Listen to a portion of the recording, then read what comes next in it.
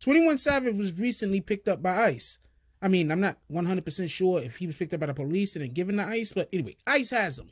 And they're trying to deport him back to Great Britain, the country that he's supposed to be from. I think it's Great Britain, and he's not from the actual country. He's from like a principality of there. Anyway, that's not the point. So they're trying to deport him back to over there. And shout out to Rondell. I saw a post on Instagram. And so, yeah, this is a clip from Morning Coffee. I hope you like it.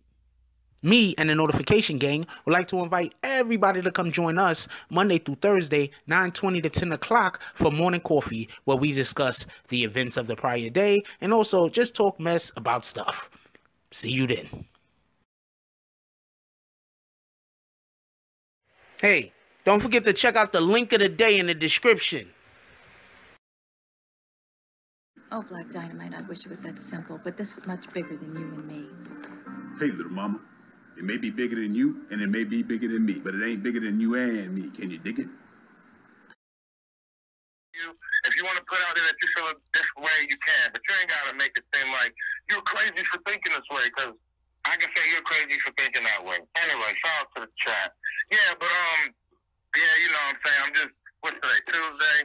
Yeah, I'm going to give a shout out to Rondell Lomix. I hope I said your name right. So Rondell Lomix had posted something on Instagram. This is something I was going to read today. Shout out to you. I really do appreciate the effort and time that you put in to some of your comments that you have on Instagram. I hope one day that we could get some of these comments in our comment section because, well, some of these comments in our comment section because you did a good job on this. So I'm going to read what Rondell posted on Instagram. It's about 21 Savage. Okay, so it says, so I just read on Ellen DeGeneres' Instagram about 21 Savage's foundation, which objective is to teach young Black youth about financial literacy. Let's stop there for a minute. As y'all all know, that's one of the main things that I believe that we need to teach, period, in school. The problem isn't always that we don't make enough money. The problem is that people live beyond their means and they don't know what to do with the money that they acquire. They don't know how to invest their money. They don't know how to plan for the future. So yes, financial literacy, very important. And then it goes on to say, I did not know that he was speaking on our community issues and giving his opinion on a lot of issues. Now, this is another problem that we have in our community. I'm going to say myself included, we don't prop up enough other people in our community that's doing the right thing. I didn't know about this either. If I didn't know about this, I would have made videos on it. As y'all often see, I mention my son often because that's the person that's front and center for me, that I see trying to advocate for our community. So I'm going to look a little bit more into this 21 Savage situation, and if I find more things that he's doing, I might just make videos on that also. You understand what I'm saying? Because we need to prop up the people in our community and shine a light on the good things that's happening in our community, and that's a fact. It goes on to say, but the worst thing you could do is empower the youth with financial literacy, because Black people are the #1 consumers in this country. CEOs are highly aware of this and have been using Black Americans to capitalize and monetize. Pepsi, Jello, Ciroc, Cristal, Tommy Hilfiger, Dolce & Gabbana, Versace, Gucci, L'Oreal, CoverGirl, Manello Blahnik, Bape, Fendi, Nike are prime examples of entities that have capitalized off of the Black community. Now, I've been saying this, and this is one of the things that I have been saying since this channel started. I said, if we can ever weaponize our financial, if we could ever weaponize our ability to affect the economy, then that's when the political climate of this country will change. The problem is you can do stuff to Black people and then we don't weaponize our ability to affect the economic climate. Perfect example, those freaking the Black performers should have never went on the Super Bowl, and it had nothing to do with their own careers. They should have just never went on the Super Bowl, because right now the NFL is just throwing us freaking crumbs. Why are they throwing us crumbs? Because there's still a mandate not to let pardon me, there's still a mandate not to hire Colin Kaepernick. You understand what I'm saying? So that by itself is the problem. We had somebody speak out for us, and now we need to support that individual. So when the NFL calls and says, we want you to do Super Bowl halftime, you're supposed to just hang up the phone and not even give those guys an answer. And that's my position on it. It goes on to say, all of these organizations have utilized Black Americans to push their product and brand. Understand the socioeconomic condition of urban areas. How many banks do you see in these neighborhoods? But how many check cashing stores you see? Liquor stores, porn stores. How many courses in the American public school curriculums teach our children how to balance a checkbook, about credit, about savings investments, 401k and retirement? Another Black Wall Street cannot happen under any circumstances. First, for those who do not know what Black Wall Street is, Black Wall Street was basically a town. I forgot where the town was, but basically the whites in this area were so racist that the blacks just separated themselves from them and created their whole own community.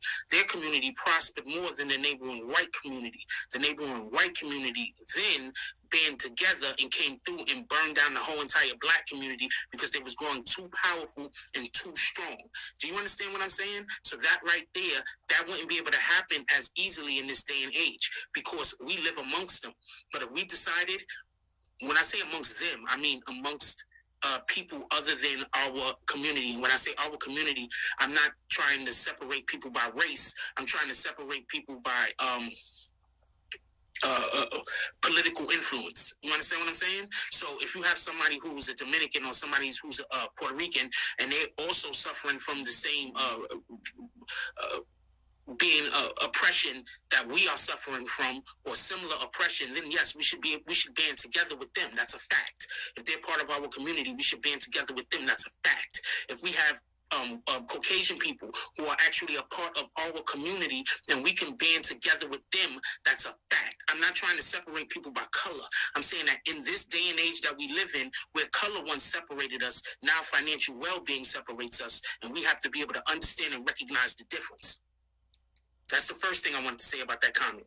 The second thing I wanted to say about that comment is, do you understand the relevance to a neighborhood having no banks, or not that many banks, but a lot of check cashing and a lot of liquor stores and a lot of, what was the other, pawn shops, liquor stores, check cashing? You put money, those aren't things that you use in order to build your wealth. Those aren't things that you use in order to build your financial standings. Those are all things that allows for you to be able to give away your money. You go to the check cashing, you get your money. That means that you're not putting it in a bank. Do you get it? You're not saving your money. Do you get it? You have your money on you. Do you get it? Go next to your check cashing place. What's next to almost every single check cashing place? Right down the block, if anything else, it's a liquor store. Do you get me? What's next to every check cashing place? I'm not going to say pawn shop in New York City, but if you go outside of New York City to towns and the pawn shop right there, do you understand what I'm saying? They're separating us from our money. They're immediately giving us cold hard cash, and then as soon as we walk out of the building, we're seeing the different places where we could go spend it. And it's not spending it for investing, because investing and spending is two different things. Investing and spending are two different things. So it's not about investing our money, it's about separating us from our money. And that's basically what I believe this whole entire paragraph to be about. Then Rondell goes on to say, another Black Wall Street cannot happen under any circumstances. And then it ends with saying, yeah, we got to look at the timing of this because the feds were very much so aware of his status. Why not deport him when he was catching cases, when he wasn't a productive member of the society? Things that make you go, I'm going to tell you what he actually did. Shout out to Rondell. Let's clap it up. The number one thing that he did wrong that causes the situation that he has right now, where they're deciding that they want to try to get him out of the country, is he's trying to empower people. This is the number one thing that they don't want us to do. They don't want us to empower each other. Like I always try to say, people wonder why we kick haters. People wonder why we kick trolls, because trolls and haters are doing the opposite of empowering us. We need to try to have people around us that's going to help build us up. We need to have people around us that we can build up. There's a certain energy that an individual will get that's positive from somewhere else, but there's also a certain power that you get when you can internally create that energy and then disseminate it amongst the masses. And what they want to do is they want to create a situation where we don't learn these skills, because if we all learn the skill of empowering, of channeling our inner energy, and then allowing that energy to empower others, to build others up, then there'll be Black Wall Streets everywhere. So they don't want that to happen, and that can absolutely be why they want to get this man out of the country, because obviously he's going to try to, he has been using his platform as of recent in order to push a certain agenda that they don't want to catch on like wildfire, because if it does, that changes everything. Why do you think we get trolls when we talk about certain things? We don't get trolls because I have a bad channel, we have a bad channel. We don't get trolls because people in here are so unlike they want to show up and come over here and bash the channel. We get trolls because whenever you're progressive, you're going to have people that's going to say, well, who did that N-word think he is? What makes him think that he's better than me? I've been eating pork all my life. So they think that you don't even have the choice to do different than what they're doing. Now, if you want to eat pork, go eat pork. Hell, I care. But I should have the choice to not eat pork. If you want to go be negative with your life, go be negative. What the hell do I care? But I should have the choice to not be negative if I don't want. You know what I'm saying? It's like a person who's an alcoholic. I don't want to use that. It's like a person who is a gambler. They're going to always be trying to get you to gamble with them. Why? Because they understand what their deficiency is, and they need to make their deficiency yours. You get it? There's nothing wrong with having a beer here and there. Let's just be clear. I don't even think there's nothing wrong with smoking a little bit of weed here and there. Let's just be clear. I don't think that there's nothing wrong with, putting a bet down on something here and there. Papa Molly, no. I don't think there's nothing wrong with putting a bet down on something here and there.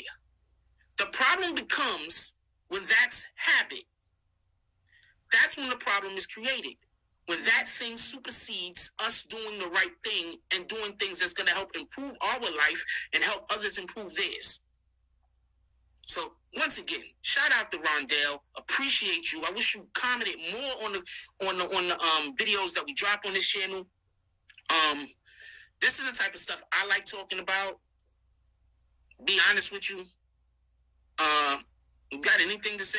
I know I just went on for like 20 minutes. Oh no, you good. I was letting you talk. You wanted to showcase I'm sorry. You wanted to showcase Rondell's long ass. But it's Black History Month, so I give it to him. Shout out to you for your soliloquy. How about that? Hey, shout out to the chat. If you like this video, please hit the like and subscribe button. If you would like to help dictate the direction that this channel takes, please leave a comment. All comments are appreciated, whether positive or negative. Thank you very much and enjoy your day. And remember, positive thoughts cause for positive things to happen. Let's get it.